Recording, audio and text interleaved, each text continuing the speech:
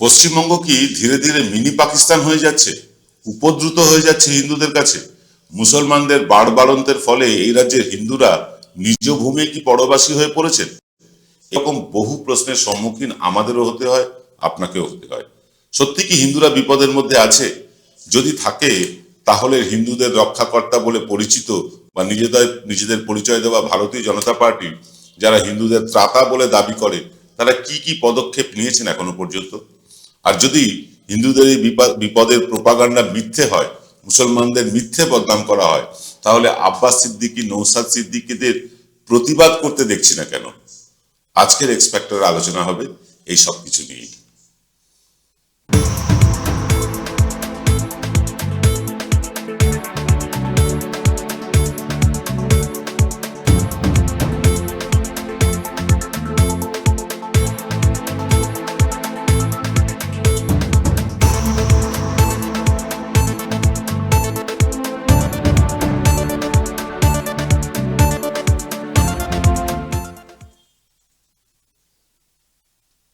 নমস্কার, আদাব। আমি আপনাদের প্রবীর বিশ্বাস। আপনারা দেখতে শুরু করেছেন প্রতিদিনের অভ্যেস মতন সকাল 8টায় নিউজ কলকাতা বা এনকে ডিজিটালের প্রভাতী অনুষ্ঠান এক্স ফ্যাক্টর। দেখুন, এই রাজ্যে 32% মুসলমান সম্প্রদায়ের মানুষ, আর 65% আছেন হিন্দু এবং অন্যান্য আছেন প্রায় 3%। এটা একটা গড়পড়তা হিসেব। হিন্দুরা বিপদে আছে, হিন্দু মহিলাদের প্রতি রাতে শাহজাহান বাহিনী তুলে নিয়ে যায়, এরকম একটা পারসেপশন ইদানিং ছড়ানো হচ্ছে রাজ্য জুড়ে। ছড়ানো হচ্ছে মূলত দুটো টেলিভিশন চ্যানেল এবং বিজেপির নেতা নেত্রীদের মাধ্যমে। এমনিতেই দেশে বিজেপি আসার আগে আমাদের কখনোই কিন্তু মনে হয়নি যে হিন্দুরা বিপদে আছে। হয়েছে কি মনে? হয়নি আমাদের। প্রতিবার ভোটের আগে আমাদের বারবার বলে দেওয়া হয় এই আশঙ্কার বাণী, হিন্দুত্ব খতরে মে হ্যায়। তারপর ভোট মিটে গেলেই আবার সেই শ্মশানের নিস্তব্ধতা। সামনেই 2024-এর সাধারণ নির্বাচন, তাই আবার চাগাড় দিয়েছে হিন্দুদের ভয় দেখানোর একটা প্রক্রিয়া। এতে শুধু বিজেপি সামিল এটা ধরে নিলে কিন্তু ভুল করবেন। এই ভয় দেখানোর খেলায় সক্রিয় অংশগ্রহণ করে চলেছে টেলিভিশন মিডিয়া, সোশ্যাল মিডিয়া, এমনকি তথাকথিত মুসলমানদের রক্ষাকারী রাজনৈতিক দলগুলি। অবাক হবেন না, সবটা বলবো। সব খবরের পেছনে লুকিয়ে থাকে আরো বেশ কয়েকটি খবর। সে খবর তুলে আনাই আমাদের কাজ। আমরা সেই খবর আপনাদেরকে তুলে ধরি প্রতিদিন।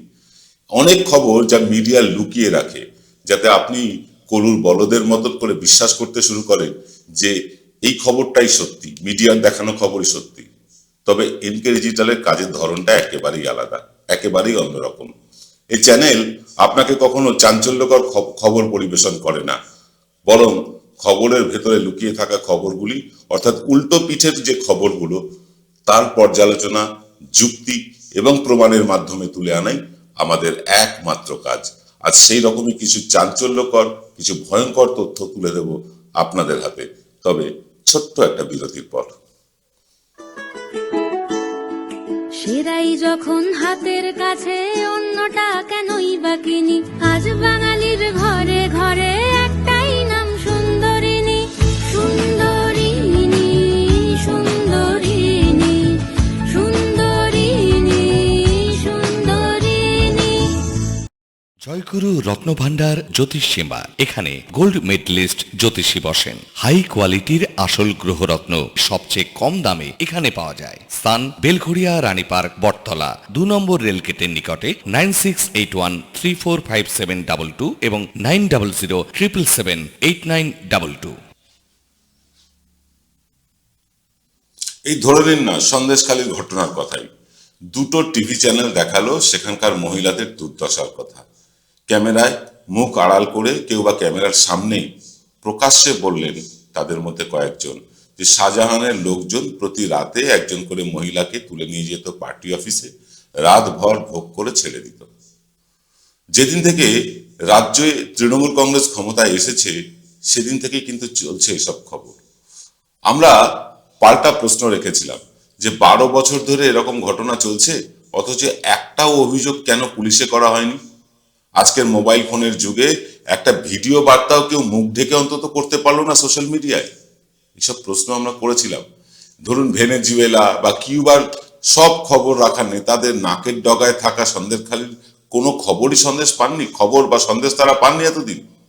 টিভি চ্যানেলগুলো গত 12 বছরেও কিচ্ছুটি টের পায়নি। এর জবাব কি এলো জানেন?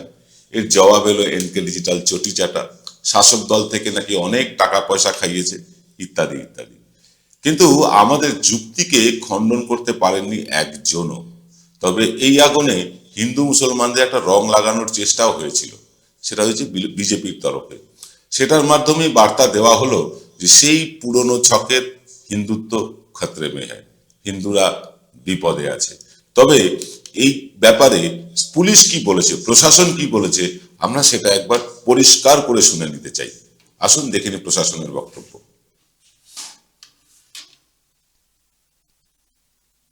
मिले हैं, 4 लिखित कंप्लेंट्स मिले हैं, लेकिन एक भी कंप्लेंट में रेप किया गया है ऐसा कोई भी अभियोग नहीं है।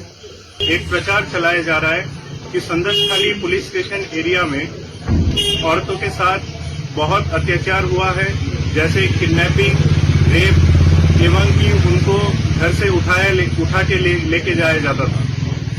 इसको कुछ लोगों ने कम्युनल कलर देने की भी कोशिश की है।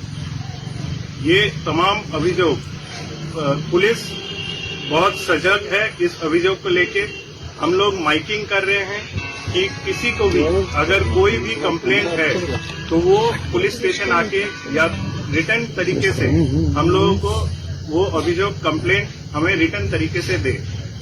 हमारे सीनियर ऑफिसर्स प्रेस के माध्यम से बहुत बार बताए हैं कि यदि किसी को भी कोई भी कंप्लेंट है वो लिखित रूप से पुलिस को दे, पुलिस उसकी इंक्वायरी करेगी।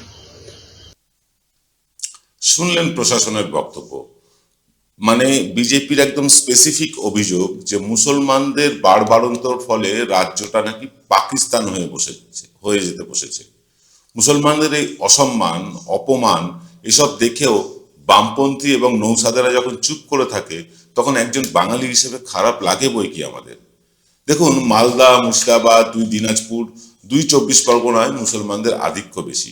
কখনো শুনেছেন যে এইসব এলাকায় একজন হিন্দুও মুসলমানদের হাতে আক্রান্ত হয়েছে? বরং আপনি হয়তো শুনেছেন হাওড়ার ডোমজুড়ে বা রামরাজাতলায় রামনবমীর মিছিলে নাকি হিন্দুদের আক্রমণ করা হয়েছে। আসলে এগুলো মোটেও হিন্দু মুসলমানের কনফ্লিক্ট না, হিন্দু মুসলমানের ঝগড়া না, বাকবিতণ্ডা না। অবাঙালি হিন্দু এবং অবাঙালি মুসলমানদের মধ্যে যে ধর্মীয় তীব্রতা আছে, বাঙালি অধ্যুষিত এলাকার হিন্দু বা মুসলমানদের মধ্যে কিন্তু ততটাই সহিষ্ণুতা আছে।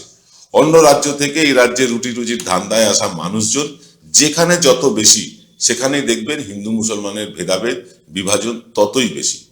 তাই দেখবেন দুর্গাপুজো, কালী পুজো, এমনকি সরস্বতী পুজোতেও এই রাজ্যে হিন্দু মুসলমানের মধ্যে ঝামেলা লাগে না, রামনবমীতে লাগে। আর এমন একজন বাঙালিও আপনি খুঁজে পাবেন না যিনি দুর্গা, কালী, লক্ষ্মী, সরস্বতীর চেয়েও রামের প্রতি বেশি সমর্পিত। উল্টো দিকে অবাঙালিদের মধ্যে রাম এবং মহাকাল নিয়ে উগ্রতা কিন্তু অনেক বেশি। এই উগ্রতা অত্যন্ত দক্ষতার সাথে ঢুকিয়ে দেওয়া হয়েছে কম শিক্ষিত মানুষগুলোর মধ্যে। কিভাবে সেটা একটু বুঝেন। বাঙালির মনে শিব ঠাকুর মানে নাদুস নুদুস ভুড়িয়ালা ভোলানাথ, এটা আমরা সবাই জানি। আর মহাকাল মানে সেই শিব ঠাকুরেরই ছবি দেখতে পান যিনি 6 প্যাক, রাগী তার মুখ। রামচন্দ্র হনুমানকেও জন আব্রাহাম, ঋত্বিক রোশন গোছের চেহারা বানিয়ে একটা ভয়াল বা আতঙ্ক তৈরির চেষ্টা চলছে গত 10 বছর ধরে। বিভিন্ন গাড়ির পেছনে স্টিকার দেখি হনুমানের রাগের মুখ, বিভিন্ন জায়গায় ছবি দেখি রামের 6 প্যাক চেহারা, বিভিন্ন জায়গায় ছবি দেখি শিব ঠাকুরের রাগী মুখ। আমরা ভগবানকে এইভাবে দেখতে অভ্যস্ত নই। আমাদের ভগবান শান্ত, সৌম্য, সুন্দর। রাগী ভগবান বাঙালি হিন্দুদের মধ্যে অন্তত নেই, একজনও নেই। মা কালীর রুদ্ররূপ আছে, তাতেও কিন্তু সৌম্য আছে, তাতেও কিন্তু একটা স্নিগ্ধতা আছে। কিন্তু এই যে বিভিন্ন ছবি দিয়ে আমাদের মধ্যে উগ্রতা সৃষ্টির একটা চেষ্টা হচ্ছে যে রাম মানেই 6 প্যাক, হনুমান মানেই খুব রাগী, এবং শুধু তাই না, শিব ঠাকুর মানেই, মানে যাকে মহাকাল বলা হচ্ছে, সেই শিব ঠাকুর মানেই ভীষণ রাগী একজন 6 প্যাকওয়ালা চেহারা। এরকম তো নয়। 10 বছর আগের রাম, শিব, হনুমান এসবের মূর্তি আপনি দেখুন, এসবের ছবিগুলোর দিকে তাকিয়ে দেখুন, আর আজকের ছবিগুলো দেখুন, তফাৎটা পরিষ্কার হয়ে যাবে। অর্থাৎ কম শিক্ষিত মানুষের মনে বা অশিক্ষিত মানুষের মনে খুব সাইকোলজিক্যালি একটা অভিযান চালানো হচ্ছে যে দেবতা মানে তোমার শিব ঠাকুর বা তোমার মহাকাল বা তোমার রামচন্দ্র মানে বা তোমার হনুমান মানে এরা খুব রাগী। কাদের ওপর রাগ? মুসলমানদের উপর রাগ। কাদের ওপর রাগ? সংখ্যালঘুদের উপর রাগ। এরকম একটা বোঝানোর চেষ্টা হচ্ছে। কম শিক্ষিত বা অশিক্ষিত মানুষগুলো এসব বোঝেন না।